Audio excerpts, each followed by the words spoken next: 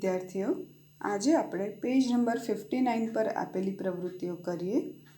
પ્રશ્ન 1 છે, સમાન અક્ષરો ફરતે વર્તુળ કરો. Circle the similar letters. અહીંયા જે બધા મૂળાક્ષર આપેલા છે એને દીર્ઘ ઈની માત્રા સાથે લખેલા છે. હવે જે સમાન મૂળાક્ષરો દીર્ઘ ઈની માત્રા સાથે છે એને સર્કલ કરવાનું છે. ઉદાહરણ સ્વરૂપ અહીંયા ઘ ને દીર્ઘ ઈની માત્રા ગી, ચી, છી, ઘી, જી. ધ્યાનથી જુઓ, જ ને દીર્ઘ ઈની માત્રા જી આવી રીતે લખાય. જી, ટી, ગી, ઠી, ગી, ડી, ઢી, ઘી. ઉદાહરણ સ્વરૂપ અહીંયા 2 વખત ઘીને સર્કલ કરેલું છે.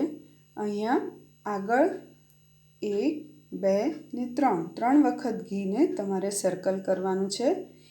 ઘી એ શબ્દ મૂળાક્ષર છે ગ ને દીર્ઘ ઈની માત્રા જેને મૂળાક્ષર કરીશું. પ્રશ્ન 2 છે, કૌંસમાંથી યોગ્ય અક્ષરો વડે શબ્દ પૂરા કરો. Complete the words using the correct letters from the brackets. અહીંયા ખાલી જગ્યા ર. બ્રેકેટમાં વિકલ્પ આપ્યા છે ખી, કી. હવે જે મૂળાક્ષરને દીર્ઘ ઈની માત્રા છે એ અક્ષરથી શબ્દ બને. ખીર, ખીર. હવે 2માં જોઈએ પા ને બ્લેન્ક આપેલી છે. વિકલ્પ આપેલા છે ફી, ણી. હવે આ બંનેમાંથી કયો અક્ષર લખીએ જે શબ્દ બને, મિનિંગફુલ વર્ડ. પા, ફી. જો ફી લખીએ પાફી એ કોઈ શબ્દ જ નથી. ણી, પાણી, પાણી. તમારે ખાલી જગ્યામાં ણી લખવાનું છે. ત્રીજી મ, ર. ખાલી જગ્યા. વિકલ્પ આપેલા છે બી, ગી. મ, ર, બી. બી, મરબી એ કોઈ શબ્દ નથી. હવે ઘી, મરઘી.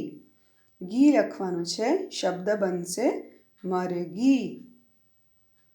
4 નંબર ખાલી જગ્યા ચડી. ચડી. વિકલ્પ છે વી, ખી. ખીચડી, ખીચડી. તમારે ખી લખવાનું છે, શબ્દ બનશે ખીચડી. પ્રશ્ન 3, અ થી ને થી સાથે જોડો. જોઈન થી વિથ થી. વચ્ચે તમે જોઈ શકો રેડ અક્ષરથી, લાલ અક્ષરથી લખેલું છે થી.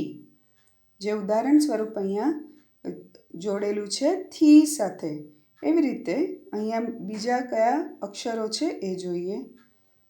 ધી, ડી, થી, શી, થી, લી, યી, થી, બી, થી, ની.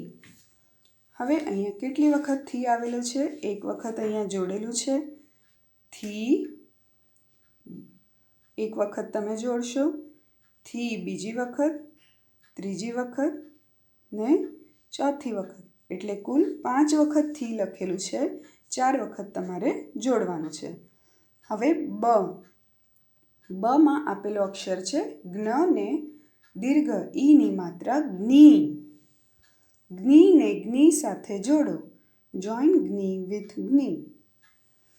વચ્ચે મૂળાક્ષર આપેલો છે જ્ઞી. ઉદાહરણ સ્વરૂપ જ્ઞી.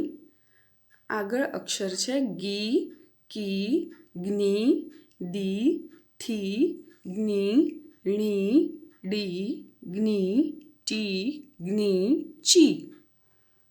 અહીંયા જ્ઞી છે, અહીંયા જ્ઞી. 1, 2, 3, 4. 4 વખત તમારે જ્ઞીને આ જ્ઞી વચ્ચે લખેલા અક્ષર સાથે જોડવાનું છે. પ્રશ્ન 4, ચિત્રોને તેમના શબ્દો સાથે જોડો.